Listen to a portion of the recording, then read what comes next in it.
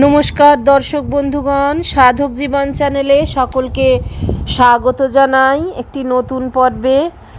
আজকে শ্রীমৎ কুলদানন্দ ব্রহ্মচারী রচিত শ্রী শ্রী সদ্গুরু সংঘ তৃতীয় খণ্ড থেকে পাঠ গোবর্ধন শিলা আসলে গিরিধারী গোপাল, এই বিষয়ে ঠাকুরের লেখা। হরিদ্বারের গঙ্গাগর্ভের প্রস্তরে মহাদেব ও ভগবতীর প্রত্যক্ষ দর্শনের কথা শুনিয়া শ্রী বৃন্দাবন ধামের আর একটি আশ্চর্য ঘটনার বিষয় মনে হইল। ঠাকুরের সঙ্গে যখন আমরা শ্রী বৃন্দাবনে ছিলাম, তখন একদিন গুরুভ্রাতা স্বামীজি গোবর্ধনে গিয়াছিলেন। ইনি পূর্বেই শুনিয়াছিলেন যে ভগবান শ্রীকৃষ্ণ গিরিধারী গোপাল রূপে ওই পাহাড়ের প্রত্যেক খণ্ড শিলাতেই জাগ্রত রূপে অবস্থান করিতেছেন। তাই তিনি শ্রী বৃন্দাবনে আসিবার সময়ে 12 খণ্ড ছোট ছোট সুন্দর শিলা তাহার ঝোলাতে ভরে এনেছিলেন। ব্রজবাসীরা গোবর্ধনের শিলা অন্যত্র লইতে দেন না, এই জন্য স্বামীজি শিলা কয়টি গোপনে সংগ্রহ করিয়া ঝোলার ভেতর লুকাইয়া রাখিয়াছিলেন। ঠাকুরের পার্শ্বের ঘরেই গুরুভ্রাতা শ্রীধরের শয়নঘর ছিল। স্বামীজিও শ্রীধরেরই এক পাশে আসন রাখিয়াছিলেন। তিনি প্রায় সর্বদাই ঘুরিয়া বেড়াইতেন। ঝোলাঝুলি সর্বদা ওই আসনের ওপরেই পড়িয়া থাকিত। একদিন স্বামীজি খুব প্রত্যুষে কুঞ্জ হইতে পরিক্রমায় বাহির হইলেন। শ্রীধর মধ্যাহ্নে আহারান্তে আপন আসনে বসিয়া আছেন। হঠাৎ দেখিতে পাইলেন স্বামীজির আসনের ওপরে একটি বালক খেলা করিতেছে। তাহারা শ্রীধরকে বলিতে লাগিলেন, গোবর্ধনে আমরা বেশ আনন্দে ছিলাম, আমাদের এখানে এনে কেন অনর্থক কষ্ট দিচ্ছ?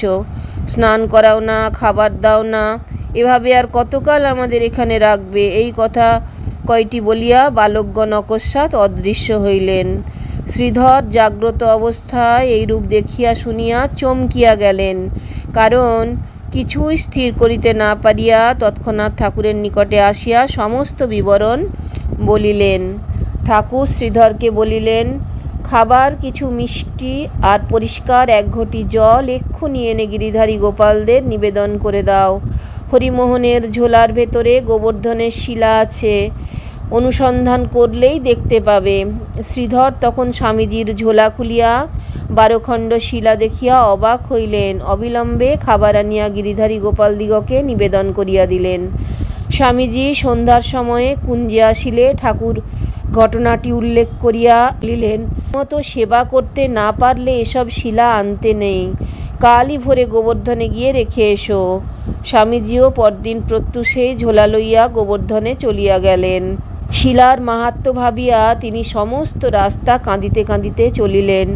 সমস্তগুলি শিলা কিছুতেই তিনি রাখিয়া আসিতে পারিলেন না। 10 খণ্ড গোবর্ধনে রাখিয়া অবশিষ্ট 2 খণ্ড কণ্ঠে ধারণ করিবার জন্য সঙ্গে লইয়া আসিলেন এবং কিছুকাল উহাদের সেবা পূজা করিয়া 1 খণ্ড সতীশকে দিলেন।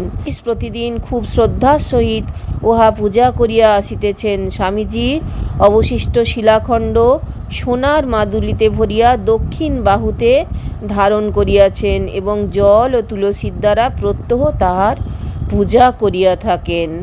দর্শক বন্ধুগণ, আপনাদেরকে অজস্র ধন্যবাদ আমার চ্যানেলে এসে আপনাদের মূল্যবান সময় দেওয়ার জন্য। যদি ভালো লাগে তাহলে অবশ্যই চ্যানেলটা একটা লাইক, শেয়ার, সাবস্ক্রাইব করবেন। আগামী দিনে ফিরে আসছি আরও নতুন নতুন সাধকদের কাহিনী নিয়ে।